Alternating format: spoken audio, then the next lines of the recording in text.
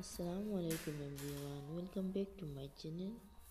আর বন্ধুরা সবাই কেমন আছেন? আশা করি সবাই ভালো আছেন আর আমিও অনেক ভালো আছি। আজকে আপনাদের মাঝে নিয়ে এলাম একটা খুব গুরুত্বপূর্ণ একটা রেসিপি আর খুব মজার রেসিপিটা। আর এখন আমি সকালে রুটি বানাইতেছি। এখন বাজে 9টা আর আমি দুপুরের খাবারটা রান্নাটা একটু শেয়ার করবো। আর রুটিটা আমি বানিয়ে নেই। এই তো আমার রুটিটা বেলা শেষ হয়ে গেছে। এখন আমি এটা সেঁকিতেছি। আর এই তো সেঁকে রাখলাম। আর এখানে আজকে নিলাম আমি ফরাসের বিচি, এটাতে রাজমাও হয় খাও। আর সঙ্গে নিলাম হরিকা মাছ। আর বিশেষ করে হরিকা মাছ দিয়ে এই রেসিপিটা করে খুব ভালো হয়। আর টেস্টও অনেক দিন পরে এই রেসিপিটা করলাম।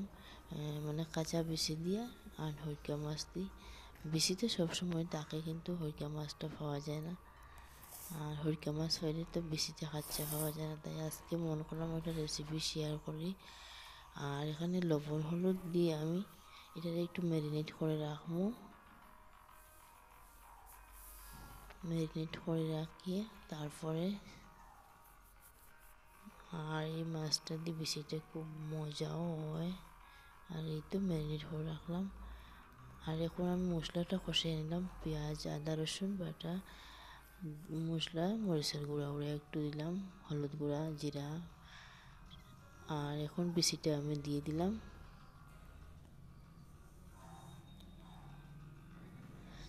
বিচিটা দিয়ে আমি 5 মিনিটের মতো কষাইয়া নিব।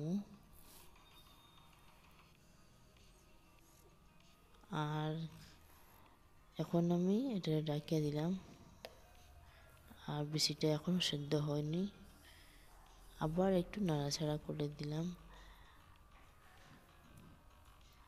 আর এই মাছ দিয়ে বিচিটা রান্না করে খাইয়া দেখবা, খুব টেস্ট আছে। আমার বিচিটা এখন হাফ সেদ্ধ হয়ে গেল। এখন আমি মাছটা অ্যাড করে দিয়ে দিব। আর এটা কাঁচা ফরাসি বিচি, তো এখন তো এটার সিজন, আমরা এদিকে খুব অ্যাভেলেবল আছে, পাওয়া যায়। মাছটা দিয়ে আমি 5 মিনিটের মতো ঢাকিয়ে দিব। আর এখন আবার উঠে নিলাম ঢাকনাটা। দেখতে পাচ্ছ মাছটাও সিদ্ধ হয়ে গেছে আর বিচিটাও পুরা হয়ে গেল।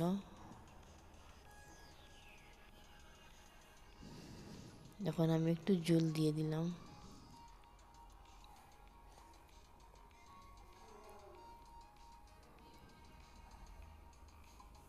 আর এখন আমারটা একবারে পারফেক্ট হয়ে গেল।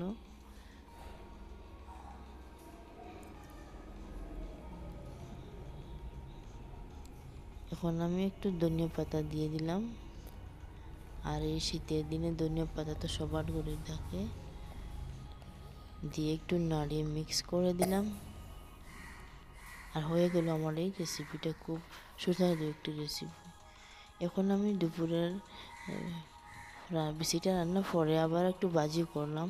আর ভাজিটাও খুব একটা অসাধারণ, এটা রুটির সাথেও খাওয়া যায় আর ডাল ডুলের সাথে ভাজিটা খাওয়া যায়। দিয়ে দিলাম একটু পাঁচফোড়ন, কাঁচামরিচ আর বড় একটা সাইজের পেঁয়াজ কেটে দিলাম। এখন হলুদ গুঁড়াও দিয়ে দিলাম।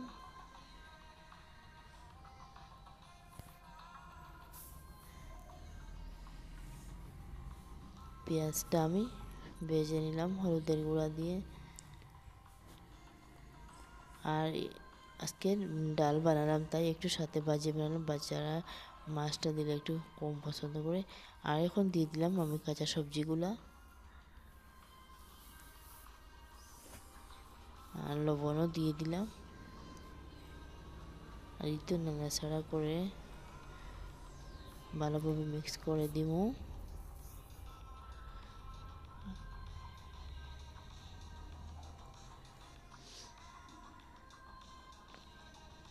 এবার আমি এটাকে ঢাকিয়ে দিব, একবারে 10 মিনিটের মতো ঢাকিয়ে দেবো। লো হিটে রেখে, জ্বলবে না তাই পুড়বে না। এবার 10 মিনিট পরে আবার ঢাকনাটা উঠিয়ে দেখলাম এখনো হাফ সেদ্ধ হয়েছে, খুব স্লোতে দিলাম তাপটা। আর এই তো আমার ভাজি হয়ে গেল। এবার আর যদি ভালো লাগে একটা লাইক শেয়ার এন্ড সাবস্ক্রাইব।